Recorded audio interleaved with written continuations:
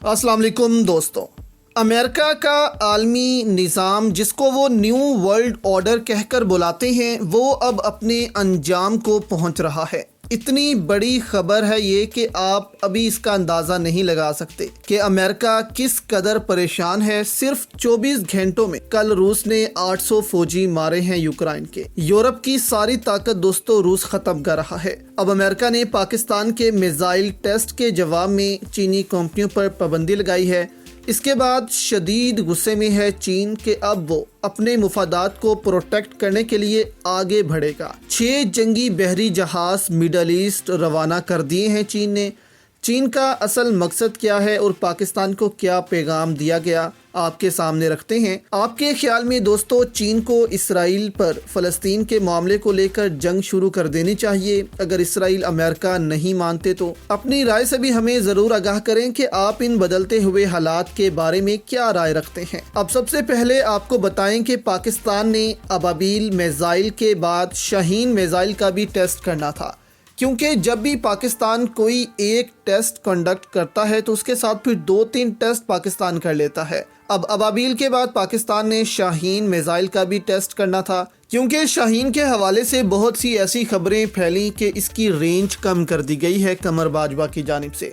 तो पाकिस्तान इसका भी एक टेस्ट कंडक्ट करना चाहता था, लेकिन इससे पहले ही पाकिस्तान के बैलिस्टिक मिसाइल पर हमला कर दिया गया अमेरिका की जानिब से। और शाहीन मिसाइल भी दोस्तों एक बैलिस्टिक मिसाइल ही है, जिसकी रेंज 2800 से लेकर 3000 तक है, जो कि इसराइल तक मार करने की सलाहियत रखता है और अपने साथ एटमी वॉर हेड भी लेकर जाने की सलाहियत रखता है।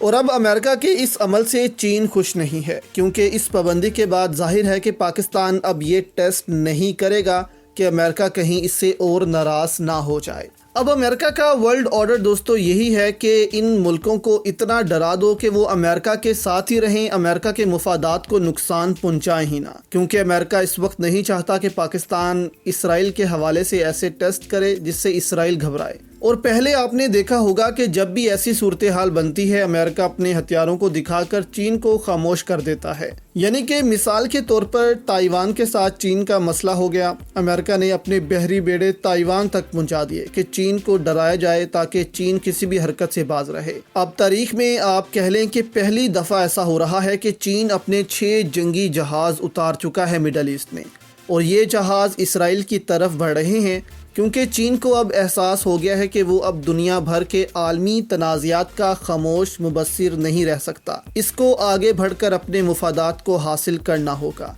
क्योंकि पाकिस्तान के मामले में भी चीन खामोश रहा था। रजीम चेंज के वक्त 1.5 साल तक दोस्तों सीपैक बंद रहा है, तो चीन को समझ आ गई है कि वो अब इन तनाज़ात में पढ़कर अपना हिस्सा लेगा। अब चीन ने तो वैसे ये बहाना लगाया है कि चीन मिडल ईस्ट में अपनी तेल की राहदारियों को महफूज बनाना चाहता है, क्योंकि मिडल ईस्ट के मामलात वर्ल्ड वॉर 3 की तरफ बढ़ सकते हैं।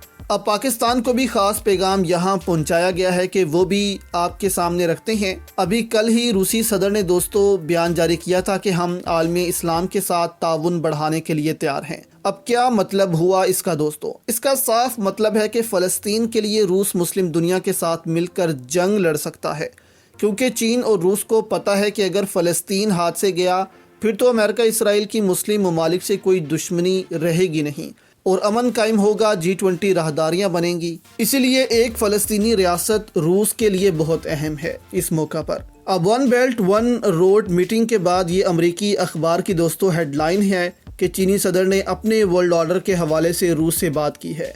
देखिए, रूस अकेला कुछ भी नहीं है। आप कह लें कि रूस बदमाशी चीन के सर पर ही करता है, और जाहिर है चीन की बातें रूस को माननी भी पड़ेंगी। चीन ने इस मीटिंग के बाद कहा था कि हम रूस की मुकम्मल मदद करेंगे इसमें, और 6 जंगी जहाज अब मिडल ईस्ट में इसराइल के पास चीन ने भेज दिए हैं। दूसरी जानिब रूसी वज़ीर ख़ारजा भी ईरान के दौरे पर पहुँच रहे हैं, जबकि चीन और रूस ने मुकम्मल पैगाम पाकिस्तान को भी दिया है।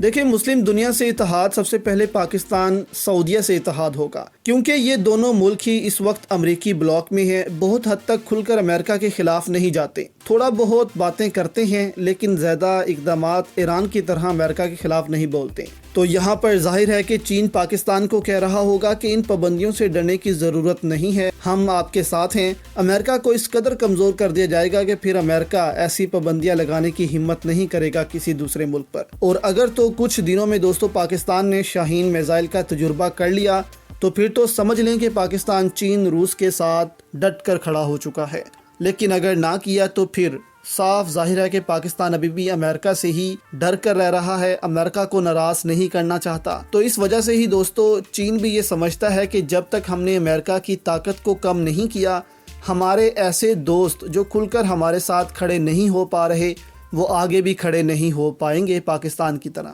اس لیے وہ چاہتے ہیں کہ روس اور چین دنیا میں اپنی انفلوئنس کو بڑھائیں، تاکہ ایسے جو چھوٹے ممالک ہیں جو امریکہ سے ڈرتے ہیں، سعودی عرب، پاکستان جیسے، وہ پھر کھل کر ہمارے ساتھ کھڑے ہو جائیں، ان کو امریکہ کی پابندیوں کا ڈر نہ ہو۔